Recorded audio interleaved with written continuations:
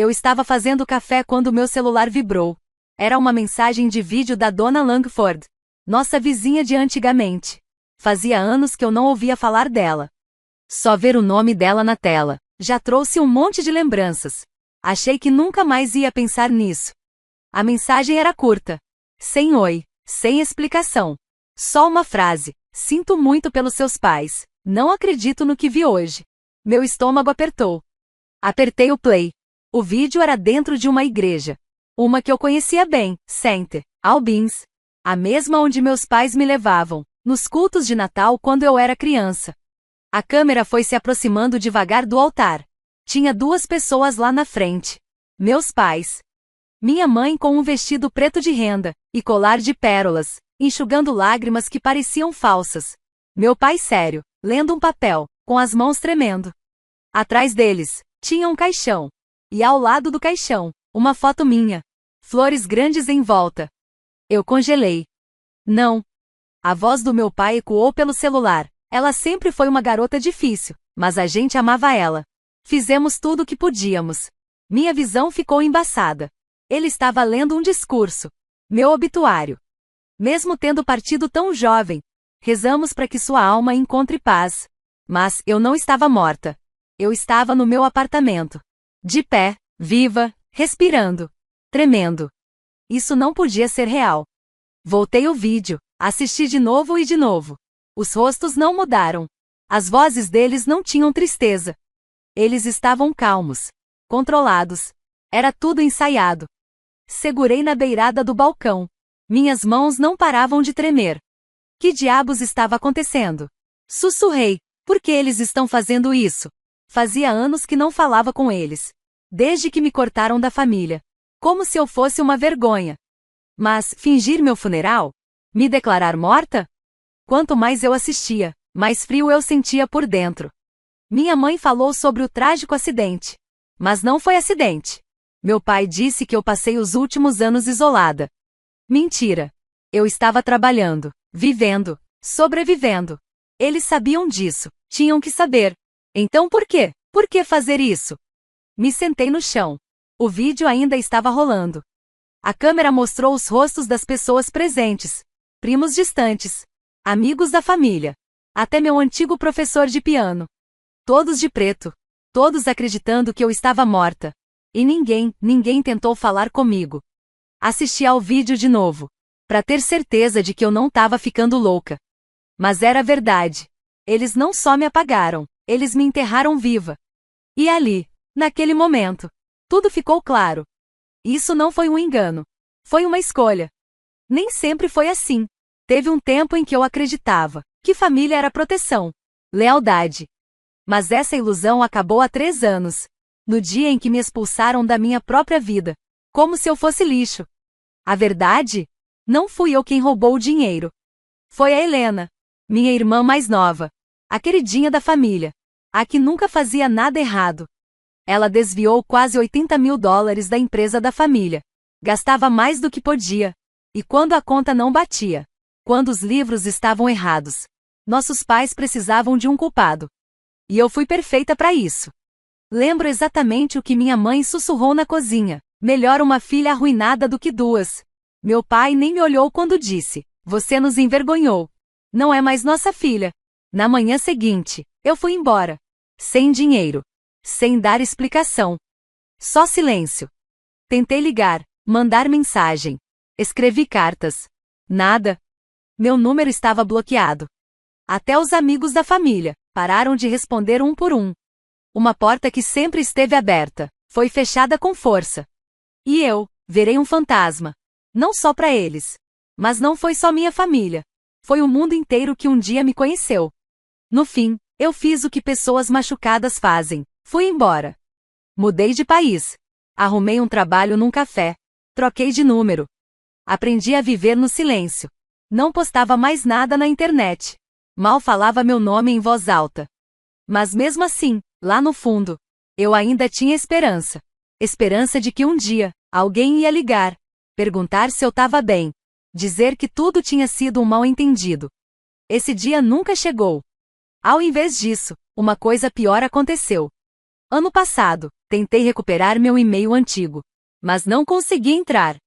Entrei em contato com o suporte. Eles disseram que a conta foi desativada, por causa de um relatório de falecimento. Meu nome estava marcado como falecida, nos sistemas deles. Oficialmente, digitalmente, completamente.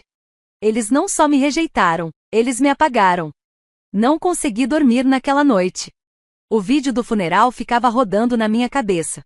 As vozes deles, a dor falsa, minha foto ao lado do caixão. Eu nunca tinha visto o meu próprio funeral. Sem estar lá. Algo estava errado. Então eu comecei a investigar. Primeiro, liguei para minha tia Raquel, irmã mais velha da minha mãe. A gente não se falava há anos, mas ela sempre me dava doces escondidos, nas festas de família. Ela atendeu no segundo toque. Oi, tia Raquel, sou eu, é a Maia. Silêncio. Depois, clique. Ela desligou. Liguei de novo. Fui bloqueada. Depois tentei falar com meus primos. Um deles só mandou um emoji de joinha, e nunca mais respondeu. Outro perguntou se era algum tipo de piada de mau gosto. Ninguém acreditava que era eu. Ninguém, exceto um. Meu primo mais novo, o Sam. Quando éramos crianças, ele me admirava muito. Ele respondeu, meio sem saber o que dizer. Maia, é você mesmo? Sim, eu tô viva. Preciso saber a verdade. O que contaram pra vocês? O balão de digitação ficou piscando por um bom tempo. Aí ele respondeu, disseram que você morreu num acidente de carro, no exterior, 3 anos atrás. Meu estômago virou. Eles tinham criado toda uma história. Disseram que aconteceu numa viagem. Que era tarde demais para trazer o corpo. Cremação, caixão fechado. Quase deixei meu celular cair. Nunca houve um acidente de carro. Eu nem tinha carro quando morava fora. Algo dentro de mim estalou. Peguei todos os meus documentos, passaporte com carimbos, contratos de aluguel, registros de imigração. Nada indicava que eu tinha sofrido um acidente. Eu nunca desapareci. Então fui pesquisar no site de registros públicos. E lá estava. Maia Dequa, data de morte, 16 de julho. Causa, acidente de trânsito. Certidão de óbito, IDARF 91327. Eles falsificaram. Me deram como morta legalmente. Fiquei olhando para a tela, paralisada. Aquilo não era tristeza. Não era negação. Era um encobrimento. Mas o que poderia ser tão grave, a ponto de quererem me enterrar viva? Era para eu ter parado por ali. Mas quando a sua própria família te enterra viva, você precisa saber o porquê. E eu encontrei a resposta, num lugar que não visitava fazia anos, o Instagram da Helena. Ela tinha deixado o perfil público de novo. E lá estava, um carrossel brilhando de fotos. Rosas brancas, fontes de champanhe, um anel de diamante gigante. O casamento da Helena. Todos estavam lá. Tia Raquel, sorrindo como se nunca tivesse desligado na minha cara. Meus primos brindando. Até o tio avô Tel, que nunca aparecia pra nada. Todos, menos eu. Nenhuma menção. Nenhuma foto. Nenhum Maia queria estar aqui. Nada. Era como se eu nunca tivesse existido. Como se eu tivesse sido apagada. Até que, olhei mais de perto. Numa das fotos da festa, tinha um discurso acontecendo. Um brinde. O marido dela sorria, e ao lado dele, meu pai. Com uma taça de vinho na mão. Falando no microfone. Sorrindo debaixo da legenda. Para a filha que sempre nos encheu de orgulho. Foi aí que tudo mudou. Eu não fui só esquecida. Fui substituída. Fiquei curiosa. Entrei no site do registro de empresas da família. Alguns cliques, e meu sangue gelou.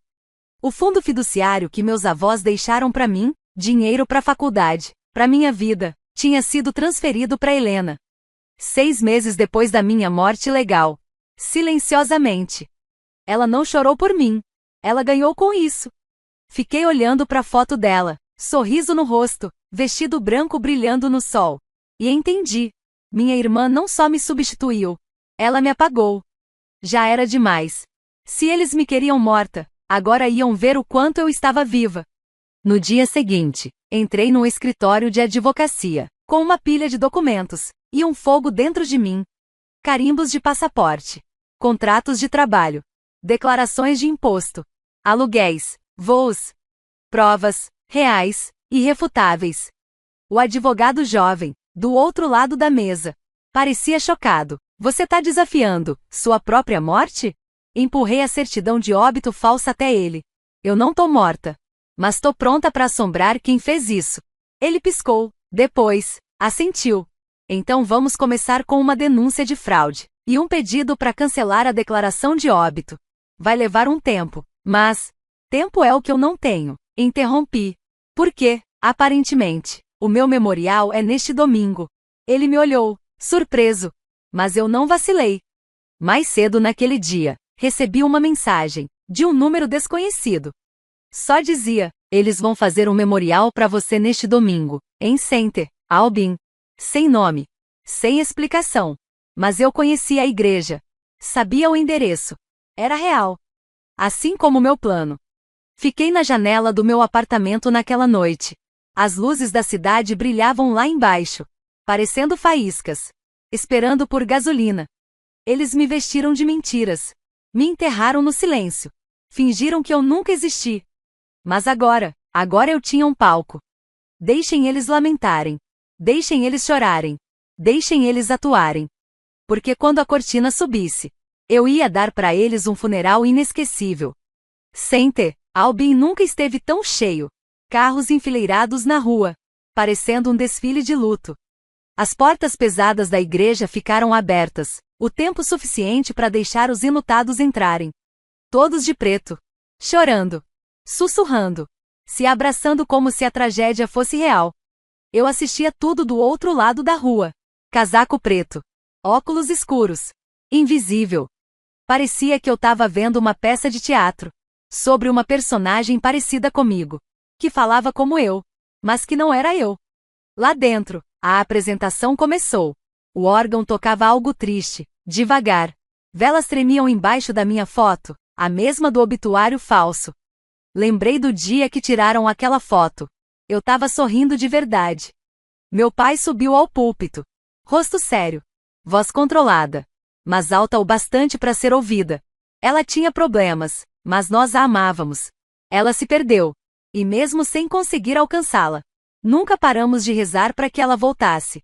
Minha mãe, sentada na primeira fila, enxugando lágrimas com um lenço todo rendado, como se tivesse ensaiado por semanas. Os soluços dela eram perfeitos, delicados. E Helena, ela estava de pé, com as pérolas no pescoço, segurando-as como se fossem o que ainda mantinha o coração dela inteiro. Ela disse, Maia era complicada, mas era minha irmã. Queria ter me despedido. Uma mentira. Embrulhada em uma lágrima. Amarrada com um laço. Me aproximei da porta. Só o suficiente para ouvir. O padre levantou a mão. Solenemente, que ela descanse em paz. Soltei o ar bem devagar. Ainda não. O show ainda estava acontecendo. Mas a personagem principal ainda não tinha entrado. Vamos agora ficar de pé para um momento de silêncio. A voz do padre ecoou pela igreja, como se fosse o final de uma peça. Todo mundo levantou. Cabeças abaixadas, olhos fechados, mãos cruzadas no peito. No meio daquele silêncio, eu empurrei as portas. O som foi alto, forte. O rangido das portas de madeira parecia um túmulo se abrindo. A luz fria de fora invadiu a igreja, iluminando o corredor, como se fosse um holofote. Eu entrei, passo por passo, devagar, firme. Cada salto do meu sapato batia no chão, como um disparo. Clique, clique, clique. O silêncio quebrou. Alguém soltou um suspiro. Pessoas começaram a se virar. Sussurros começaram a surgir, espalhando como fogo. Não é possível. A voz de uma criança cortou a tensão. Mamãe, é ela? Tirei os óculos escuros. Olhos encontraram os meus, chocados, assustados, sem acreditar. O rosto da minha mãe ficou pálido. A boca tremeu. E ela desmaiou. Caiu como se tivesse ensaiado. Meu pai abriu a boca. A taça de vinho escorregou da mão e quebrou no banco da igreja. Helena me olhou nos olhos e congelou. Segurou o colar de pérolas com força. Uma taça de champanhe caiu da mão dela, espalhando nos sapatos brancos. O padre deu um passo para trás, surpreso, mas eu continuei andando. Todos os olhares me seguiam. Como se estivessem vendo um fantasma. Ou talvez, um acerto de contas. E talvez eu fosse os dois. Eu não disse nada. Não precisava. Minha presença já era o trovão, depois de tanta mentira. A consequência que eles rezaram, para nunca acontecer. Quando cheguei lá na frente, todo mundo prendia a respiração. Virei para eles e sorri. Era a hora da verdade. Fiquei debaixo do meu próprio retrato. A mesma foto que usaram, para elogiar, para me enterrar. Olhei para a multidão. Dezenas de olhos em mim. Como se eu tivesse saído do túmulo. Ótimo, que olhem. Limpei a garganta e falei. Ouvi dizer que eu morri. Mas vim aqui corrigir essa história. A sala ficou em choque. Ninguém se mexia.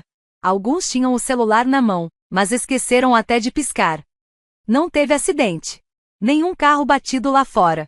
Nenhum caixão fechado porque o corpo estava irreconhecível. Porque nunca teve corpo. Porque eu nunca morri. Tirei uma pasta do casaco. Cheia de documentos, passaporte, contratos, registros de emprego, declarações de imposto, aluguel. Asterisco asterisco, eu estive viva. Estive trabalhando. Estive sobrevivendo. A única coisa que perdi foram vocês. Me virei pros meus pais. Asterisco asterisco, vocês disseram pro mundo que eu morri. Falsificaram documentos. Fizeram um certificado. E quando fui embora de verdade, me apagaram. Virei os olhos para Helena. Ela continuava congelada. As mãos ainda segurando o colar. Vocês passaram tudo para ela. Meu fundo, minha herança, minha vida. Ela tentou falar. Eu não deixei. Aproveita bem a casa nova, comprada com o meu dinheiro. Um murmúrio começou atrás de mim. Ela tem provas. Meu Deus. Um celular levantou. Luz vermelha piscando. Estavam filmando. Ótimo. Que o mundo veja esse funeral, pelo que ele realmente é. Não é uma despedida. É um encobrimento. Olhei pro meu pai. Você não perdeu uma filha. Você jogou ela fora. E agora, ela voltou. As mentiras viraram cinzas. E eu acendi o fósforo. Me virei pela última vez. O rosto do meu pai, branco como papel. Minha mãe, tremendo no banco. Helena, vazia, sem pérolas para agarrar. Vocês me enterraram, para se proteger. Mas eu voltei. Para assombrar vocês com a verdade. Sem mais gritos. Sem mais mentiras. Só um silêncio pesado. Final. Enquanto eu saía, os sinos da igreja começaram a tocar. Perfeito, um sino de funeral. Mas dessa vez não é para mim. Entreguei os documentos pro meu advogado. Assinei a última folha. Vi a certidão de óbito ser rasgada ao meio. Minha ressurreição oficial. Legalmente, eu estava viva de novo. Uma investigação foi aberta. Fraude, documentos falsos, desvio de dinheiro. Agora, que eles tentem mentir. A narração na minha cabeça era firme, calma. Às vezes, a gente precisa morrer no mundo deles, para poder nascer de novo no nosso. E dessa vez, eu não voltei para perdoar. Voltei para ser livre.